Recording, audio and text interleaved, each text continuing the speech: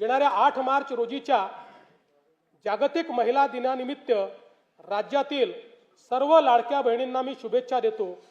मुख्यमंत्री माझी लाडकी बहीण ही योजना अशीच सुरू राहणार आहे व या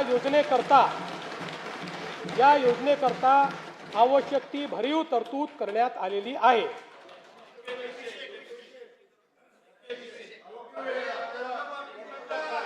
काळजी करू नका, तुमच्या मनातली एक एक गोष्ट आम्हीच पूर्ण करतोय, आम्हीच करत राहणार आहे। फक्त कोर्टात जाऊ नका, योजनेच्या विरुद्ध कोर्टात जाऊ नका।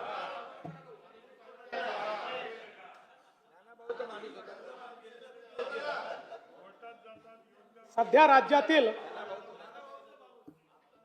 राज्यातील सर्व जिल्ह्यांमध्ये एकल महिलांचे सर्वेक्षण चालू असून ते पूर्ण झाल्यानंतर त्याचे उचित विश्लेषण करून एकल महिलांच्या कल्याणासाठी सुयोग्य धोरण आणले जाईल।